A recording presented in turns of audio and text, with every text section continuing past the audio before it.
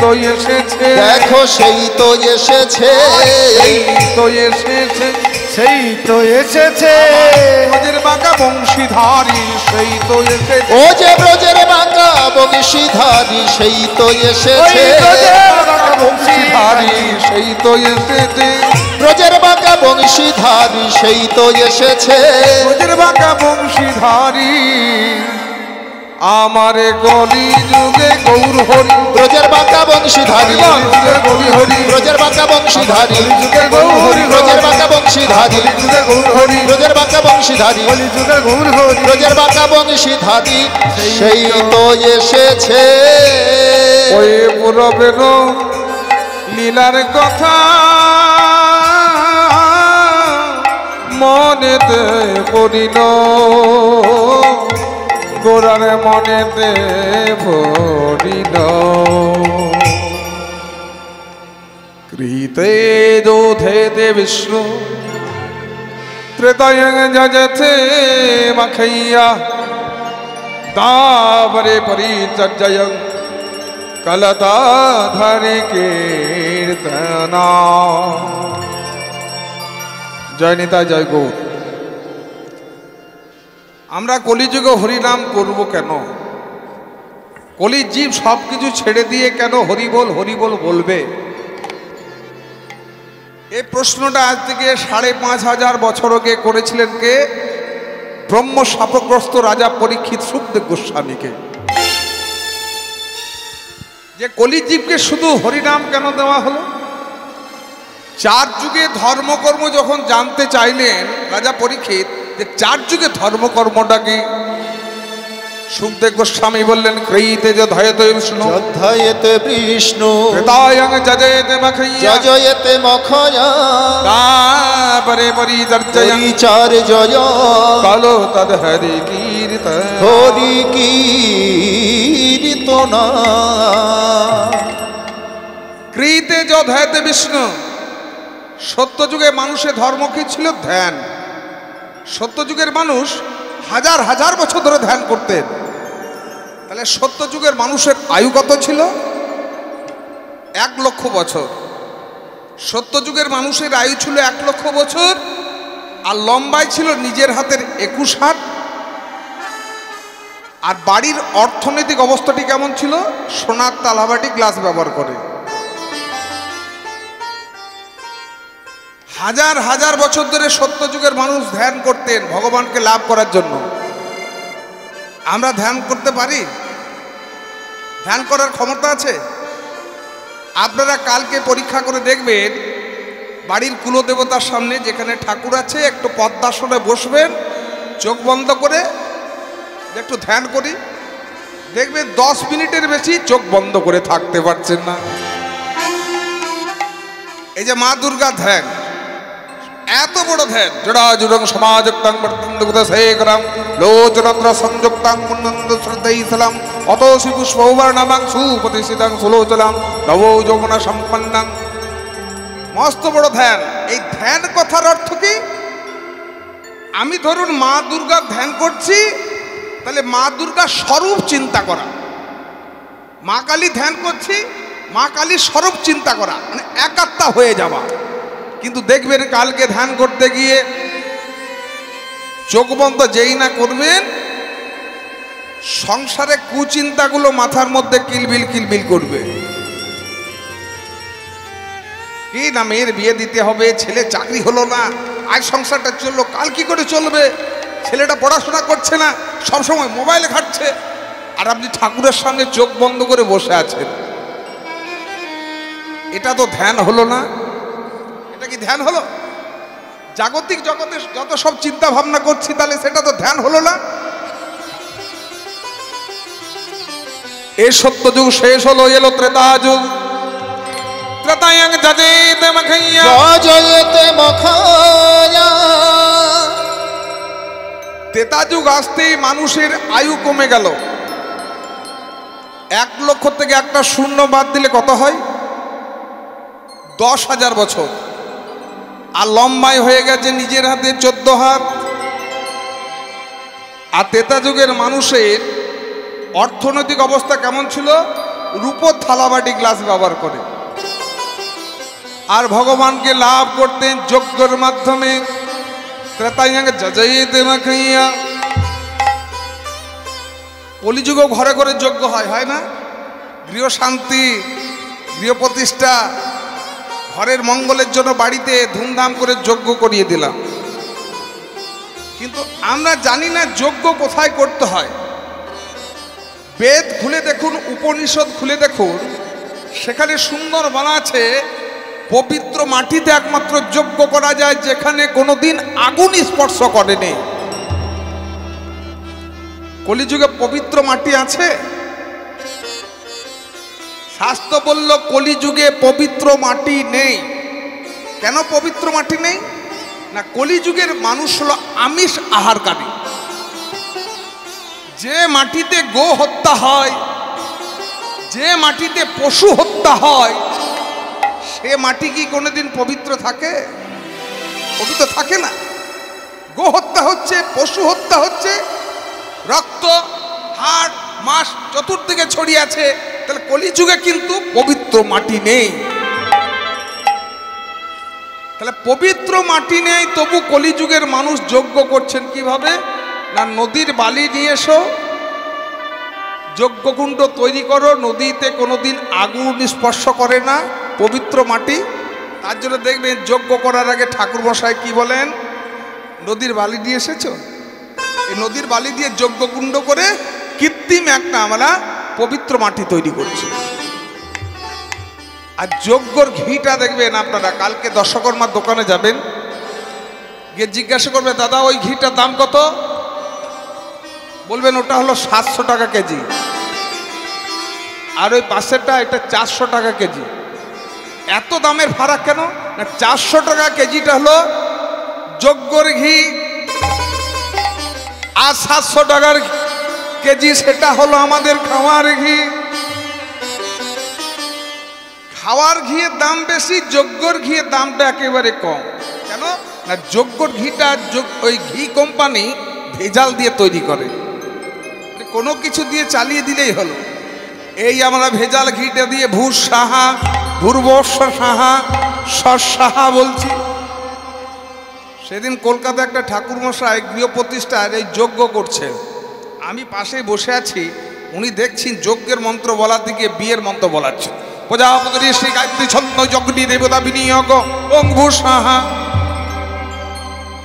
ঠাকুর মশাইকে পুজোর শেষে জিজ্ঞাসা করলাম, ঠাকুর মশাই আমি তো ব্রাহ্মণের ছেলে, একেবারে কুলীন ব্রাহ্মণ, পুজো অর্চা করি বাড়িতে, দুর্গা পুজো, কালী পুজো, সব পুজোই আছে, কিন্তু আপনি একটা মন্ত্র 2-3টা আপনি ভুল বলেছেন, এগুলো একটু আপনি সংশোধন করে নেবেন। তখন আমি বলিনি, কিন্তু আপনি একটু ঠিক করে নেবেন। না, কোনটা ভুল বলেছি? আপনি ওই যজ্ঞর মন্ত্র বলার দিকে যখন আহুতি দিচ্ছিলেন না, আহুতি মন্ত্রটা আপনি ভুল বললেন, আর প্রজাপতি দিয়েছি গায়ত্রী ছন্দ ইত্যাদি ইত্যাদি অনেকগুলো মন্ত্র ভুল হয়েছে। কলিযুগের অবস্থাটা কি দেখুন, যজমান শুদ্ধ নয়, ব্রাহ্মণ শুদ্ধ নয়, তাহলে যজ্ঞ হবে কি করে? কলির মানুষ যজ্ঞ করতে জানে না। ত্রেতা যুগ শেষ হলো, এলো দাপর যুগ, দাপরে পরিচর্যা। দাপর যুগ আসতেই মানুষের আয়ু কমে গেল। 10,000 থেকে একটা শূন্য বাদ দিলে কত হয়? 1000 বছর। লম্বায় ত্রেতা যুগে কত ছিল? নিজের হাতে 14 হাত। দাপর যুগে হয়ে গেছে নিজের হাতে 7 হাত। আর বাড়ির অর্থনৈতিক অবস্থাটি কেমন? সোনা নয়, রূপো নয়, কাঁসার থালা বাটি গ্লাস ব্যবহার করে। আর দাপর যুগের মানুষ ভগবানকে লাভ করতেন পূজা অর্চনার মাধ্যমে। কলিযুগে পূজা আছে, ঘরে ঘরে পূজা, সারা বছর ধরে পূজা লেগে আছে। গজানন মানে ওই গণেশের পুজো দিয়ে বছরটা শুরু হচ্ছে, আর চড়ক পুজো দিয়ে বছরটা শেষ হচ্ছে। মাঝখানে কালী পুজো, দুর্গা পুজো, লক্ষ্মী পুজো, সরস্বতী পুজো, ইতি পুজো, সন্তোষী পুজো লেগে আছে, এত পুজো। কিন্তু কলিযুগে পূজা হয় প্রাইজ পাওয়ার জন্য। এখন যে পূজার অবস্থা আমাদের দাঁড়িয়ে আছে, দেখবেন সব থেকে বড় পুজো কি? দুর্গা পুজো। কলকাতা 5 কোটি টাকা দুর্গা পুজোর বাজেট। তারা লাইট প্যান্ডেল নিয়ে ব্যস্ত। তাদেরকে জিজ্ঞাসা করুন সন্ধি পুজো কটায়, ওনারা বলবেন তা তো বলতে পারবো না। আচ্ছা দাদা, এবছর কটা প্রাইজ পেয়েছেন? 120টা। ভিড় বাড়াতে হবে। সন্ধি পূজা হলো কিনা, পুষ্পাঞ্জলি হলো কিনা, সেটাই আমরা দেখি না। পূজা কাকে বলে? মায়েরা শিব চতুর্দশী করেছেন? কারা শিব চতুর্দশী করেছিলেন একটু হাত তুলে জানান তো। হ্যাঁ, যারা যারা শিব চতুর্দশী করেছেন, উপবাস যারা করেছিলেন, অনেকগুলোই হাত উঠেছে। তা শিব চতুর্দশী যে আপনারা করলেন বাবার সামনে লীলা গুণকীর্তন, বাবাকে শিব চতুর্দশী মানে আচ্ছা বাবার জন্মদিন না বাবার বিয়ের দিন? হ্যাঁ, শিব চতুর্দশী মানে ভোলা বাবার জন্মদিন না ভোলা বাবার বিয়ের দিন? শিব ঠাকুরের জন্মদিন, আবার সেই দিনে বিয়েও করেছিলেন। এই শিব চতুর্দশী। শিব যদি সবার বাবা, তাহলে শিবের বাবাকে তার পুজো উপলক্ষে যেহেতু হচ্ছে, আমার দাদু শিব ঠাকুরকে বাবা বলেছেন, আমার বাবাও বাবা বলেছেন, আমিও বাবা বলছি, আমার ছেলেও বাবা বলছেন, আমার মেয়েও বাবা বলছেন, আমার নাতিও বলবেন ভোলে বাবা পার করেগা। শিব যদি সবার বাবা, তাহলে শিবের বাবাকে একটু আমাদের জানা দরকার। যখন সৃষ্টির প্রারম্ভ, যখন এই জগৎ সংসার ছিল না, ব্রহ্মাণ্ডের মধ্যে একটা জ্যোতি প্রকাশিত হলো। এক জ্যোতি, সেই জ্যোতির্ময় থেকে এক মূর্তি প্রকাশিত হলো, আদি পুরুষ। সেই আদি পুরুষ থেকে বিষ্ণু, স্বয়ং বিষ্ণু, আদি বিষ্ণু থেকে সরোবরের বিষ্ণুর নাভিমল থেকে কি বেরিয়ে এলো? পদ্ম। প্রকাশিত পদ্মের উপরে কার জন্ম হলো? বিষ্ণুর নাভিকমল থেকে সৃষ্টিকর্তা ব্রহ্মা। এই ব্রহ্মার নাভি থেকে জন্মগ্রহণ করলেন ভোলানাথ। তাহলে এখানে বলবেন ব্রহ্মা হলো, তাহলে শিবের পিতা হলেন ব্রহ্মা, তাহলে আমরা ব্রহ্মা বিষ্ণু মহেশ্বর বলছি। আরও যদি সহজভাবে বুঝতে হয়, আমাদের যে জলটা রয়েছে, সেই জলটাকে যদি ফ্রিজে ঢুকিয়ে দিই, ডিপ ফ্রিজে, তাহলে জলটা কি হয়ে গেল? জলটা হয়ে গেল বরফ। আবার সেই বরফটাকে যখন একটা কড়াইয়ের মধ্যে ঢেলে আগুন থেকে আগুন দিলাম, নিচের থেকে জাল, সেই জলটা তখন কি হলো? বাষ্প হয়ে উপরে উড়ে গেল। তাহলে বাষ্প, জল, বরফ যেমন একই রূপ, তেমনি ব্রহ্মা বিষ্ণু রূপ একই রূপ। নিতাই গৌর হরি বল। তাহলে একই তিন, তিনি এক। এই তাহলে শিব চতুর্দশী যে ব্রতটা পালন আপনারা করেছেন, যে তত্ত্ব নিয়ে শুরু করেছি, আমাদের সনাতন ধর্মে বৈষ্ণব শাস্ত্রে মোট কটি ব্রতের উল্লেখ রয়েছে? বছরে 24টা একাদশী, যা আমাদের অতি অবশ্যই পালন করা উচিত। আর যে বছর মলমাস পড়ে, যে বছর মল মাস নয়, মলমাস, মলমাস বললে অন্য অর্থ হয়ে যায়। মলমাস যে বছর পড়ে, সে বছর 2টো একাদশী বেশি হয়। তাহলে মোট বছরে 26টা একাদশী হচ্ছে। আরো কত ব্রত রয়েছে, কিন্তু খনা বললেন, মহাজন কি বললেন? 26টা একাদশী তুমি যদি পালন করতে না পারো, তবে অতি অবশ্যই 4টি একাদশী তোমরা পালন করবে। এদিকে কি কি?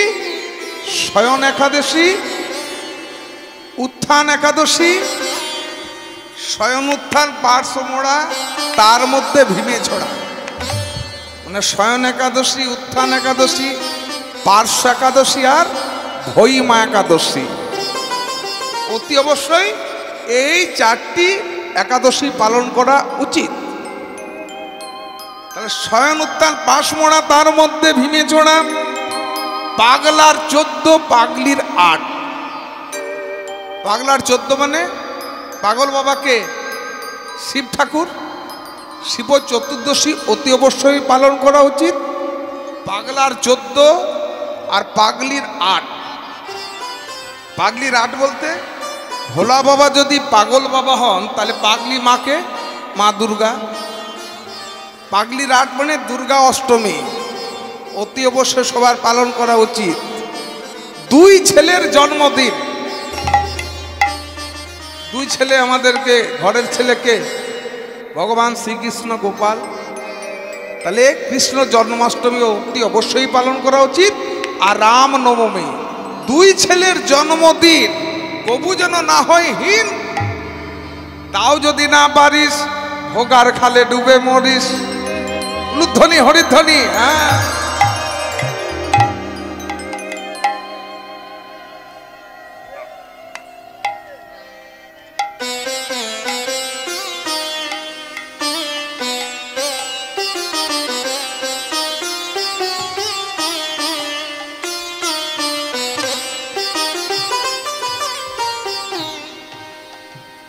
তাও যদি না পারিস তবে ভোগার খালে ডুবে মরিস।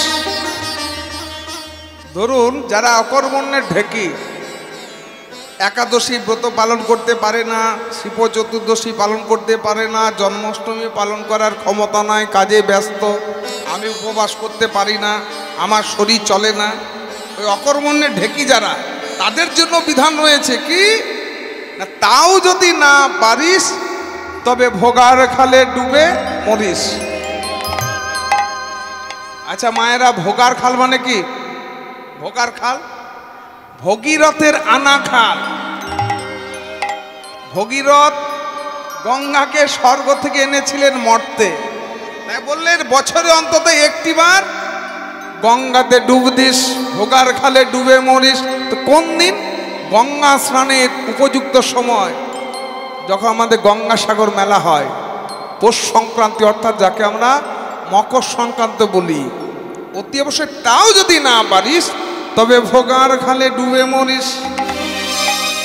আপনারা শিব চতুর্দশী উপবাস করেছেন, কলিযুগে ধ্যান নয়, যজ্ঞ নয়, পূজা অর্চনা নয়, পূজা করি আমরা, কিন্তু উপবাস কাকে বলে আমরা জানি না।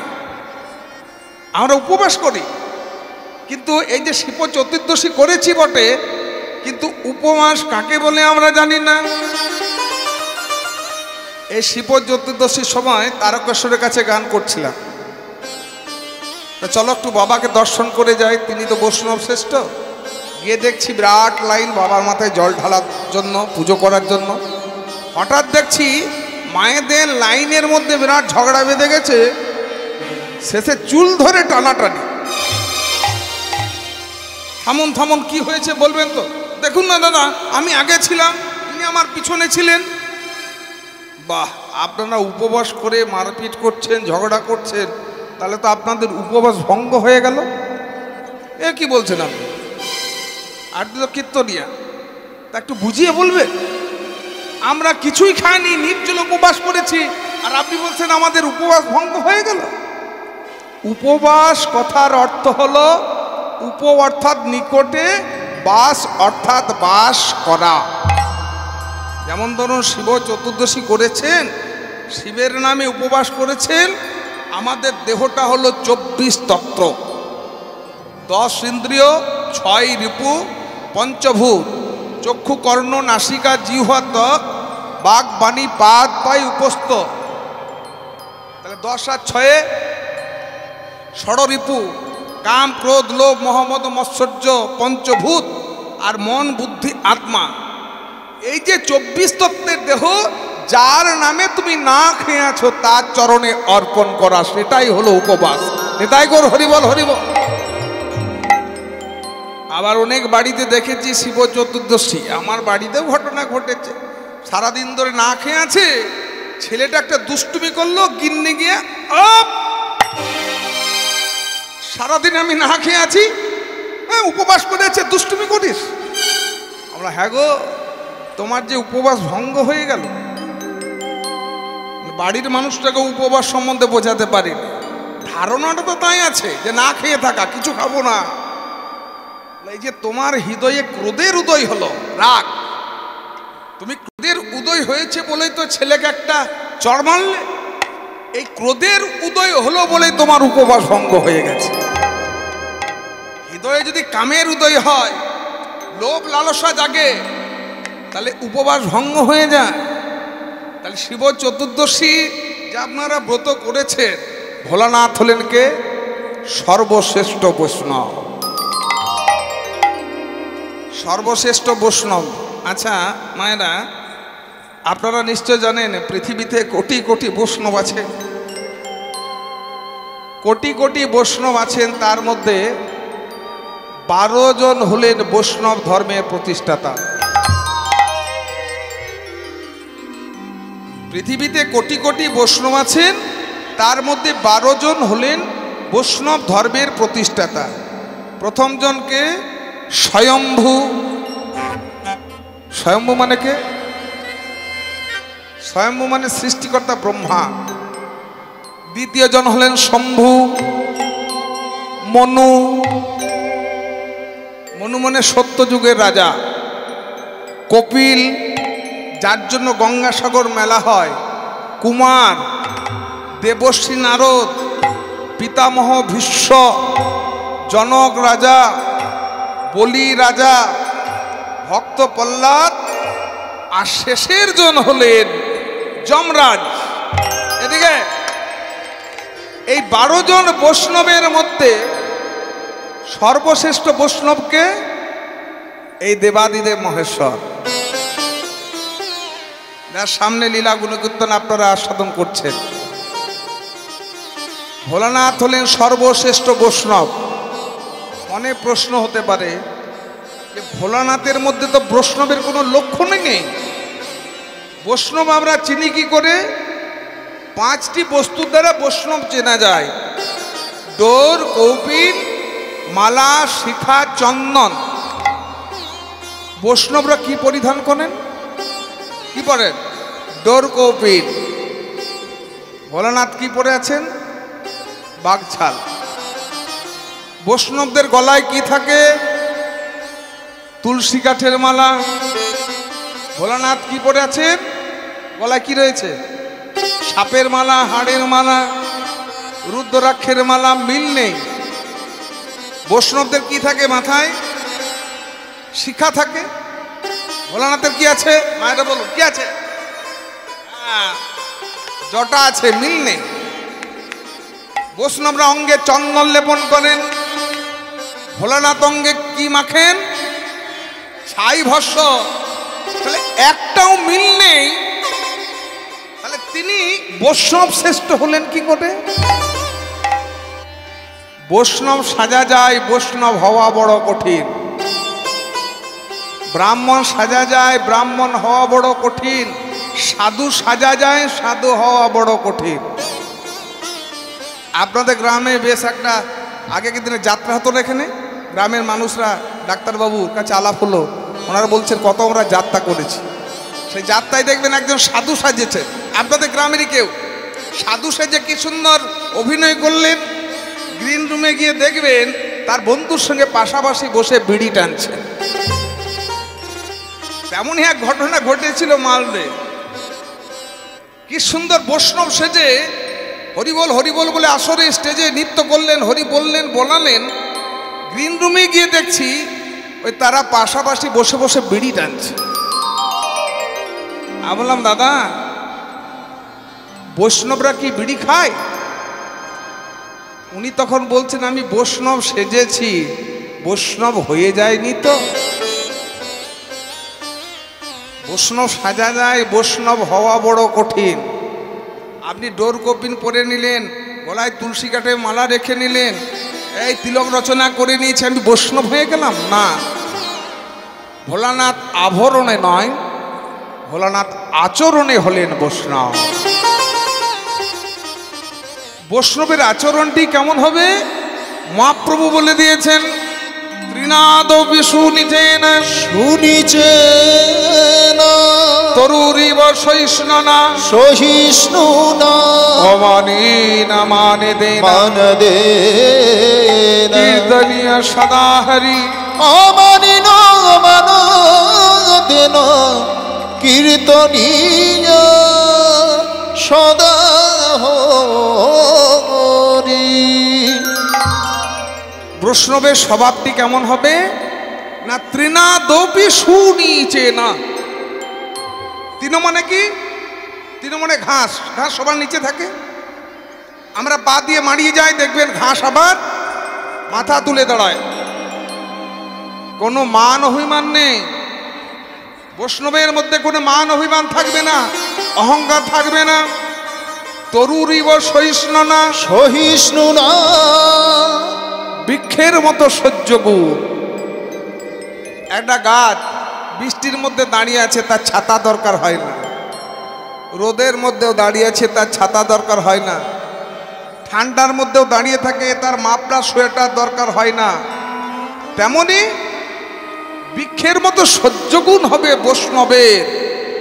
আর অমানিনা মানে দে না, যাদেরকে সমাজে কেউ মান সম্মান দেয় না তাদেরকে আগে মান সম্মান দিতে হবে। আমি ব্রাহ্মণের ছেলে বৈষ্ণব হয়েছি আর শূদ্রের ছায়া মারাবো না? বৈষ্ণব হওয়া যায় না। অমানিনা মানে দে না, যাদেরকে কেউ মান সম্মান দেয় না তাদেরকে আগে মান সম্মান দিতে হবে। কীর্তনীয় সদা হরি, বৈষ্ণবের মুখে সর্বদাই কীর্তন থাকবে, হরি কীর্তন। বাবা সেটা তো করতে পারবো না, আমরা অজুহাত দিতে পারি, সংসারে সব কাজ করতে পারি, মোবাইলে গেম খেলতে পারি, হোয়াটসঅ্যাপ ফেসবুক করতে পারি, মুখ দিয়ে ঝগড়া করতে পারি, কিন্তু সেই মুখে ভগবানের নাম গুণকীর্তন করতে গিয়ে যত অজুহাত। মহাপ্রভু বললেন তোমরা বলো, অজুহাত দিও না, আমার সঙ্গে বলো, হাতে করো গৃহ কাজ, মুখে বলো হরি, অনায়াসে তরে যাবে ভব সিন্ধু পারে। ভজ শ্রী কৃষ্ণ লহ শ্রী কৃষ্ণ কহ শ্রী কৃষ্ণে নাম রে উলুধরি। ভজ শ্রীকৃষ্ণ কহ শ্রীকৃষ্ণ লহ শ্রীকৃষ্ণের নাম রে। ওই ভজ শ্রী কৃষ্ণ লহ শ্রী কৃষ্ণ কহ শ্রী কৃষ্ণে নাম রে। ভজ শ্রী কৃষ্ণ কহ শ্রী কৃষ্ণ লহ শ্রী কৃষ্ণের নাম রে। যে জনা শ্রীকৃষ্ণ ভজে সে হয় আমার প্রাণ রে। ওগো যে জনা শ্রীকৃষ্ণ ভজে সে হয় আমার প্রাণ রে। আরে ভজ শ্রীকৃষ্ণ কহ শ্রীকৃষ্ণ কহ শ্রীকৃষ্ণের নাম রে উলুধরি। ভজ শ্রীকৃষ্ণ কহ শ্রীকৃষ্ণ লহ শ্রীকৃষ্ণের নাম রে। আরে ভজ শ্রীকৃষ্ণ কহ শ্রীকৃষ্ণ কহ শ্রীকৃষ্ণের নাম রে। ভজ শ্রীকৃষ্ণ লহ শ্রীকৃষ্ণ কহ শ্রীকৃষ্ণের নাম রে। ভজ শ্রীকৃষ্ণ কহ শ্রীকৃষ্ণ লহ শ্রীকৃষ্ণের নাম রে। এই দাপর যুগ শেষ হলো, এলো কলিযুগ।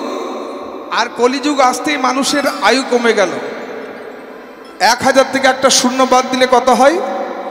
100 বছর। এখন আবার বিজ্ঞানীরা বলছেন গড় আয়ু আমাদের 70। 100 বছর খুব কমই এই জেনারেশন বাঁচবে। সব ভেজাল খেয়ে তো আমরা বেঁচে আছি। আর লম্বায় কত হয়েছি আমরা? নিজের হাতে 3.5 হাত। দাপর যুগে ছিল নিজের হাতে 7 হাত, এখন তার অর্ধেক, নিজের হাতে 3.5 হাত। আর বাড়ির অর্থনৈতিক অবস্থাটি আমাদের কেমন? কারো বাড়িতে সোনার থালাবাটি গ্লাস আছে? তাহলে ঘাড়গুলো নড়ছে না কেন? নেই? তাহলে বলুন রূপোর থালাবাটি গ্লাস। ভয় নেই, চোর ডাকা ঢুকবে না। রূপোর থালাবাটি গ্লাস আছে? নেই। কাঁসার আছে? হ্যাঁ। এবার বলছেন হ্যাঁ 2-1টা করে আছে। যদিও আছে, কি করে আছে আমি বলে দিচ্ছি। বস্তার ভেতরে ঢুকিয়ে ওপরে তোলা আছে। এখন থার্মোকল শাল পাতায় নেমে এসেছে। তা কলির জীবে দশা দেখুন না ধানান। আমরা ধ্যান করতে জানি না, যজ্ঞ করতে জানি না, পূজা করতে জানি না। আরে পূজা যে করব, পূজা যিনি করবেন পুরোহিত। এদিকে মায়েরা বাড়িতে ঠাকুর মশাইকে ডাকেন তো, তাকে কি বলা হয় না পুরোহিত। পুরোহিত কথার অর্থ হলো যিনি অপরের হিত মানে মঙ্গল করেন, মঙ্গল করেন। ব্রাহ্মণ ঠাকুর এলেন, কাঁধে পইতে রয়েছে। এই যে ব্রাহ্মণ ঠাকুরদের কাঁধে পইতে থাকে, তারা পুজো করতে আসছেন। আমার যখন পইতে হয়েছিল তখন আমার বয়স হলো 9 বছর। 3 দিন আমাদের সূর্যের মুখ দেখা যায় না। মাথা ন্যাড়া করেছি, কান ফুটো করে। এবার বাবা গায়ত্রী মন্ত্র জপ করাচ্ছেন আর আমি পইতে সুতোগুলো গুনছি। 1 2 3 4 5 6 7 8 9। বাবা তাহলে আমি ব্রাহ্মণ হয়ে গেছি? বলছেন না। কেন পইতে হলো? এত লোকজনকে খাওয়ালে আমি এখনো ব্রাহ্মণ হইনি? বলে না, তোমাকে ব্রাহ্মণ হওয়ার জন্য এই টেম্পোরারি একটা লাইসেন্স দেওয়া হলো। এবার তুমি সাধন ভোজন করো। সাধন ভোজন তুমি একটু আগে পইতে সুতোগুলো গুনছিলে না? কটা সুতো গুনলে? 9টা। 9টা সুতো বনে তোমাকে নবগুণের অধিকারী হতে হবে, তবেই তুমি ব্রাহ্মণ।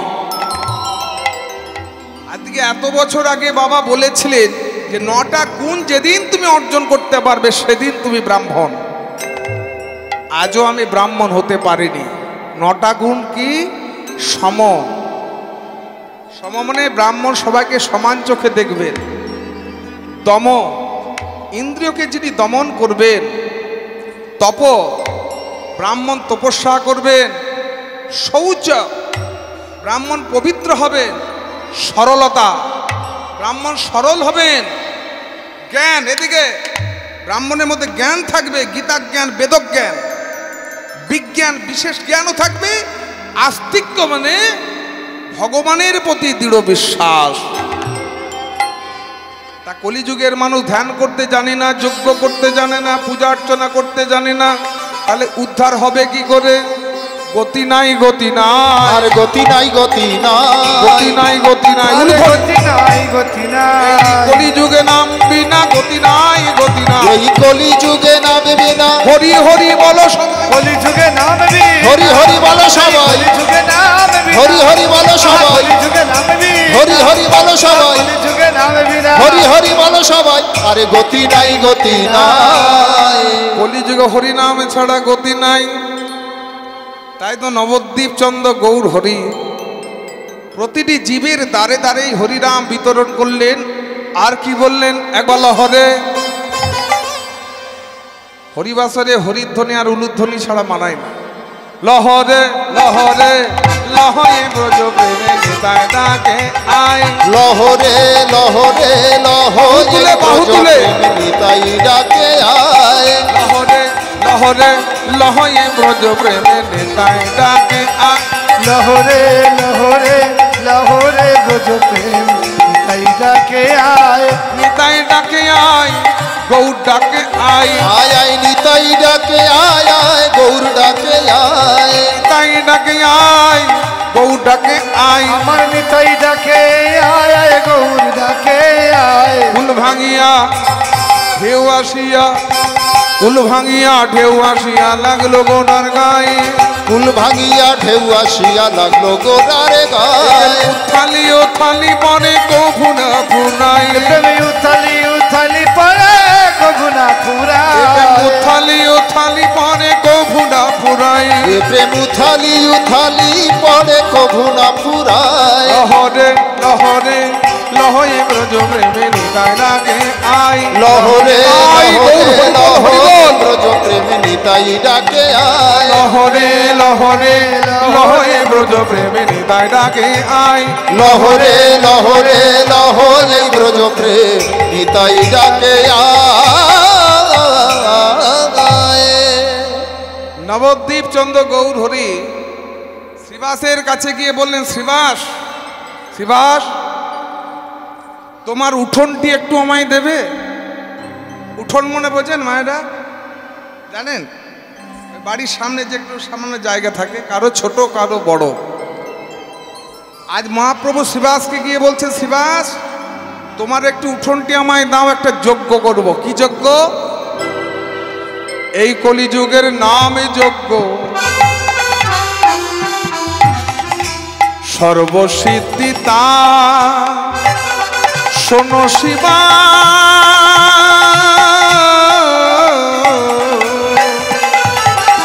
এই কলিযুগে হরিনামে যজ্ঞ যজ্ঞ সর্বসিদ্ধি তাই শোনো শিবা।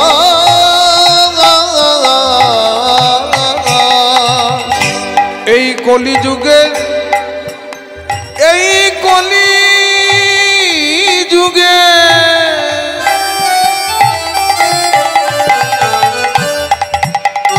এই কলিযুগের হরিনামে ছাড়া গতি নাহিয়া গতি না। এই কলি যুগে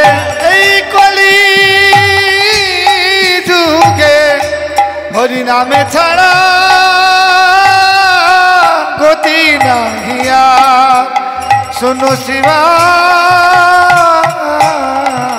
গতি নাই গতি নাই আরে গতি নাই গতি নাই গতি নাই গতি আরে নাই গতি নাই গতি নাই কলিযুগে নাম বিনা গতি নাই গতি নাই। এই কলিযুগে নাম সবাই বিনা হরি হরি বলো সবাই, কলি যুগে নাম বিনা হরি হরি বলো সবাই, কলি যুগে নাম হরি হরি বলো সবাই, কলি যুগে নাম বিনা হরি হরি বলো সবাই। কলি যুগে নাম বিনা আরে গতি নাই গতি নাই বাসুদেব ঘোষে কহে মনের হরি সে মনের হরি সে সেই পুরাণ লীলার কথা করিলা প্রকাশে। আরে বাসুদেব ঘোষে কহে মনের হরি সে রে। বাসুদেব ঘোষে কহে মনের হরি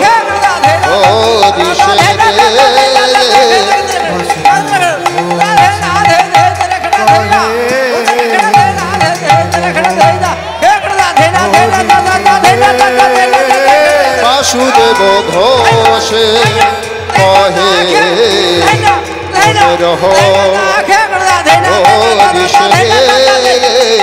বাসুদেব ঘোষে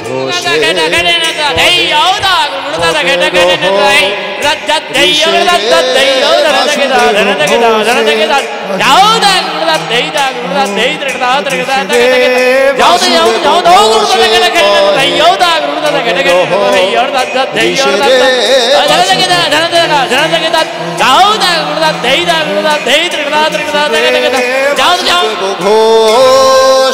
বাসুদেব ঘোষে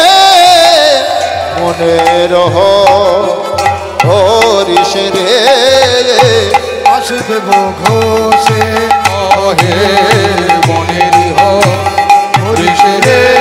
বাসুদেব ঘোষে কহে মনের হরি সে রে বাসুদেব ঘোষে কহে বাসুদেব ঘোষে কহে মনের হরি সে রে বাসুদেব ঘোষে